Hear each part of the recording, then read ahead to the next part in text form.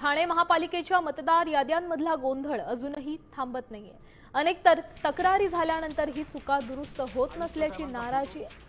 अशातच मनसेचे ठाणे शहराध्यक्ष अविनाश जाधव यांनी नवीन खुलासा केलाय।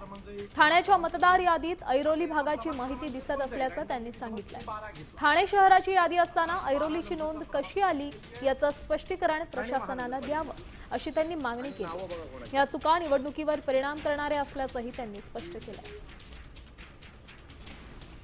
निवडणूक आयोगाने म्हणजे ठाणे महानगरपालिकेच्या निवडणूक आयोगाने जर यादी प्रसिद्ध केली आहे ठाणे महानगरपालिकेच्या वेबसाईटवर, तर ऐरोलीचे प्रभाग कसे उघडले जातात तो एक खूप मोठा स्कॅन्डल आहे। आणि निवडणूक लढायच्या की नाही लढायच्या आम्हाला माहित नाही, पण निवडणूक आयोग आम्हाला फसवतोय। आपल्याला जो घटनेने अधिकार दिलाय त्याचा गैरवापर करतोय।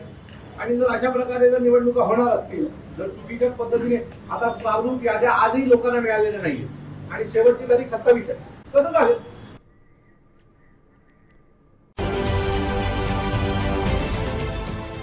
देश विदेशातील प्रत्येक घडामोडींचे लाईव्ह अपडेट मिळवण्यासाठी आता साम टीव्हीच्या सर्व सोशल मीडिया प्लॅटफॉर्मला लाईक, फॉलो आणि सबस्क्राईब करा। तसंच सर्व नोटिफिकेशनसाठी बेल आयकॉन प्रेस करायला विसरू नका।